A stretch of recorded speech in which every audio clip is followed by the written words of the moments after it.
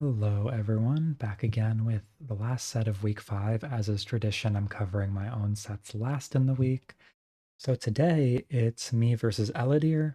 Eledyr replacing Cake. Previous week, career ended, took over for Cake, but career ended not really an RBY player to my knowledge.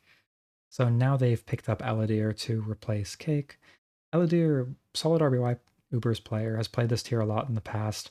I don't know if he's caught up on the latest meta developments, so he might be bringing some older teams, may not be as experienced in this latest 2025 Ubers, but definitely like better to have an RBY player than not have an RBY player in the slot, I would say.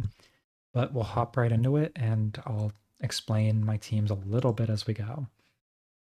I didn't really have any data from this tournament to go off of, so I just thought, solid Mons, but I did have one thing in mind that I brought out multiple times. So Zapdos lead forces out Rhydon pretty early from him. Lead Mewtwo, interesting and not quite what I expected, but happy to take the chance to try to get sleep. Now, unfortunately, we are in a sleep tie. I do win it. So I'm pretty happy about that, of course. And going right to Snorlax, I'm kind of just looking to push. I assume there's not a Chansey or anything like that. But I am curious what's going to come in. I just click Slam here. Rhydon doesn't quite get 3-hit KO'd by Earthquake most of the time anyway. So trying to take the Paraslam chance. Going to Mewtwo on Rhydon, it'll make sense in a second when I reveal Barrier. And I kind of figured Eledyr maybe wasn't so up to date with stuff in the meta, so I see a Rhydon, I see a Snorlax, and I'm thinking, okay, I'm just going to go for the setup now. That lead Mewtwo is probably Boom with no recover, so there's not really much reason I can't just set up and go for it. Paralysis wouldn't really stop me here either. So now it's a little scary because I think Eledyr is doing the right thing by pushing right now, but I think maybe no, that's right. I think you need to get the para first. So he's spamming booms into my Mewtwo, but I am +3 or +4 defense.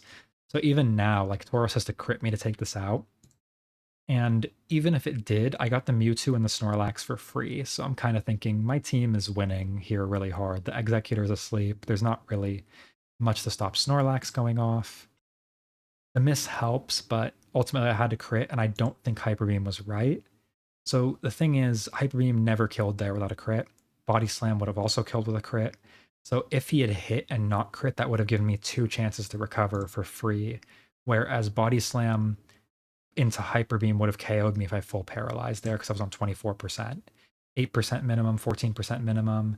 It usually would have killed, and you get 2 crit chances on top of the para chance. So I think Eledyr messed up a little bit there, not clicking Slam. And now that I'm recovered up, this is just over. Not much more to say. Ultimately, I just kind of looked at it as bring solid Pokemon and bring a ice barrier too. And like looking at his team, it's about the weakest to Ice Beam Barrier 2 of all time. It's 3 physical attackers, one of which gets one-shotted, an Executor, which gets one-shotted, a lead Mewtwo, and whatever the Mew set is, it's probably not good enough to beat this Mewtwo. So I'm recovering up for safety. This Tauros is going to need multiple crits to break me. But eventually I'm going to hit it, and this game's just over. And there's a turn 19 forfeit. So not much to say there, not much revealed. Barrier 2 farms teams that don't prep for Barrier 2 at all. And into game 2, Gengar lead on his side, and a Tauros lead on my side. Goes for Hypnosis. I'm just Earthquaking. I don't care if this Tauros goes to sleep, but I want damage on that Gengar. Now, I do get a bit lucky with the double miss. I could have one tie, I could have crit as well, but ultimately it comes out in my favor. Usually Gengar is going to hit the Hypnosis around the time it takes one Earthquake, but that's not an unexpected outcome there either. So Mewtwo comes in, just tries to attack the Tauros. I'm wondering if it's T-Wave here, and it is, but on this team, I don't care if Mew gets T-Waved. Ultimately, my goal is just to do exactly this. And I'm Psychic Boom. I clicked once because I mean, most of the time it's not going to crit, but I figured I would look for a drop, see if I can get something here. But I've got enough physical offense behind to scare this out anyway. So in comes Snorlax, throw a Slam out there, not super scared to take a T-Wave and then Boom later. And now here, I have Counter loaded up. And if you've seen my games, you might actually even recognize the team to an extent. I did change a few things in this game, but Counter lacks into catching the boom is a classic. Jinx comes out, which is interesting to me. I didn't expect that at all, but here I'm like, okay, I'm just going to T-Wave it and take the inevitable Lovely Kiss. Not very scary. Like, it would need to get a lot here, but I'm willing to just throw Snorlax at it and threaten to boom or whatever. And I should be out of range of a Blizzard. Usually, it would take like a very max roll to kill, but turns out Eledyr had counter, which I respect a lot that he brought that. Definitely not lower DV's Jinx. That was max defense Jinx. So maybe a little unoptimized there. I'm not even sure if back Jinx is really the thing you want to bring, but his team so far looking a bit interesting. And we know, of course, the last is Mew. They've got a lot of physical offense and a lot of sleep, but not a lot of T-Wave. It's kind of down to the Mewtwo and maybe Mew to be T-Wavers, so I would hope the Mew is a T-Waver here. But ultimately, it's not gonna matter that much. So after that, I decide I want to preserve the Tauros just in case. I go to Zapdos, willing to sack this, and Eledyr keeps pushing, which is exactly what I want to see here. And so a little bit longer, and this Zapdos will fall. I think he should have just been slamming, though. I feel like risking Blizzard misses into Zapdos early wake would be really bad. Mewtwo comes in, and to no one's surprise, it's another Barrier 2. I saw the weakness, and I decided to ruthlessly exploit it. Tauros is scary, but I figure most of the time this is going to work out just fine. It would really take a lot of crits, a lot of para. As long as I keep recovering and keep boosting, it's very, very hard for Tauros to do this.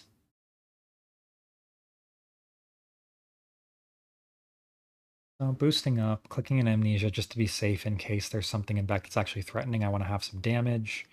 Crit, unfortunately, means I don't kill the Tauros right away here, so I have to keep going with this when I really wanted the Tauros out as quick as possible because I'm not scared of the Mew or Mewtwo now that I've got both sides set up. So finally the Tauros goes down. At this point, I'm thinking, okay, I probably win this game. The Psy T-Wave Blizzard Mewtwo, if it has Boom and not Recover, it's never stalling this, and even if it doesn't, the Mewtwo, or the Mew is probably not doing it either. I throw out an Ice Beam because I just want to see if this Mew actually has Recovery or not before I commit either way, but I Paralyze. Now it's a bit scary, it's a bit of an arms race, but as long as my Mewtwo gets the plus 6 defense, it's pretty safe anyway.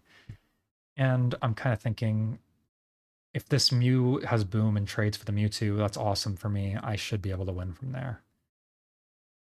It does get scary at this point. I need to get my barriers up, and that part is really scary. But as long as I do, it's pretty safe. Still, this game gets scary. I will say I remember how scary it got because of that earthquake damage.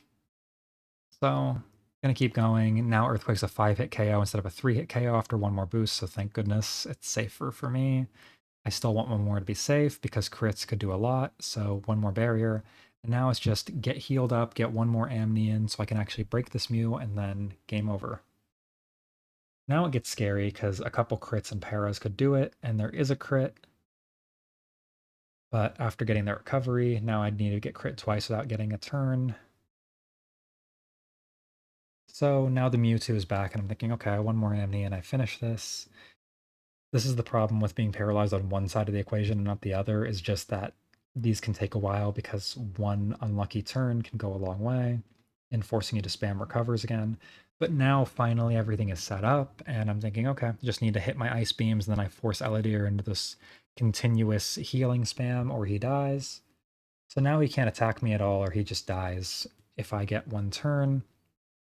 And I do, so I just take the Mew out. I don't want to risk anything, and the chance of his Mewtwo killing mine is not ideal for him. He does get to go first, so he could outspeed and crit me, but even if so, like, my last two will win this.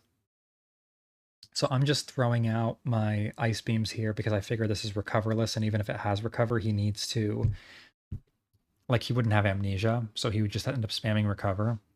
So I just push the damage, thinking if I don't get there, then at least his Mewtwo will be low enough that Tauros gets there, or my secret last that I will not reveal.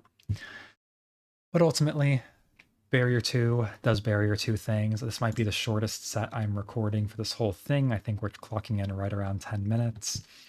So Not much to say. I saw a barrier 2 weakness. I exploited a barrier 2 weakness. There were no cloisters. There was no starmies, nothing that could really stop it. Kind of preyed on meta knowledge there. So that's it for this one. That's the end of week 5. And I guess I'll see you in the next one.